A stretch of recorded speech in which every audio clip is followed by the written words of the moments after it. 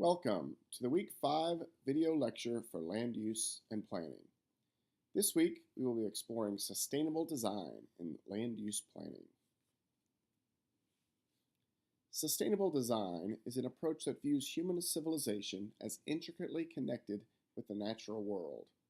Sustainable design supports human health as well as the health of surrounding air, water, soils, wildlife, and vegetation. Sustainable design emphasizes the use of low-impact building materials, energy efficiency, and high-quality, durable construction to reduce negative environmental impacts. Sustainable site design includes a number of key principles and considerations. To be sustainable, site development should promote spiritual harmony with and embody an ethical responsibility to the native landscape and its resources. We should plan landscape development according to the surrounding context rather than by overlaying familiar patterns and solutions. We should not sacrifice ecological integrity or economic viability in a sustainable development. Both are equally important factors in the development process.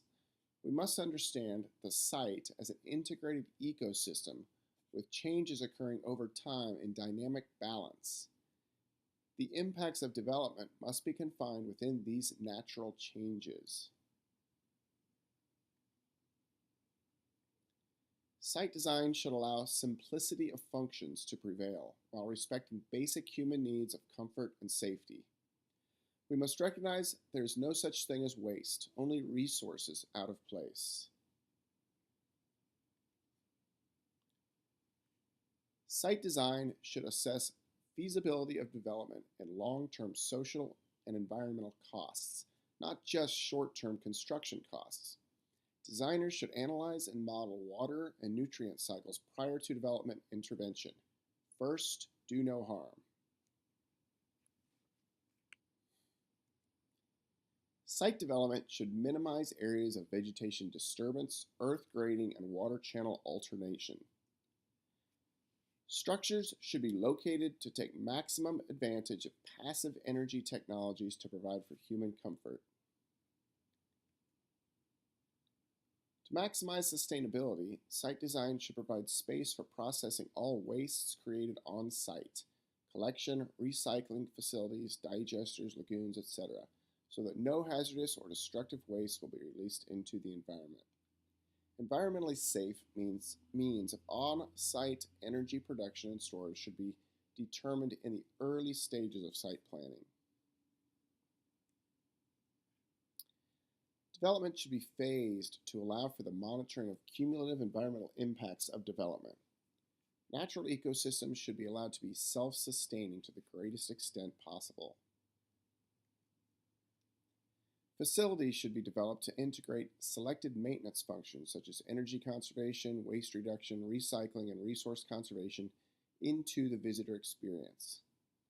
The site design should incorporate indigenous materials and crafts into structures, native plants into landscaping, and local customs into programs and operations. The concept of sustainability suggests an approach to the relationship of site components that is somewhat different from conventional site design. With a sustainable approach, site components defer to the character of the landscape they occupy, so that the experience of the landscape will be paramount. More ecological knowledge is at the core of sustainable design. Instead of human functional needs driving the site design, site components respond to the indigenous spatial character, climate, topography, soils, and vegetation, as well as compatibility with the existing cultural context.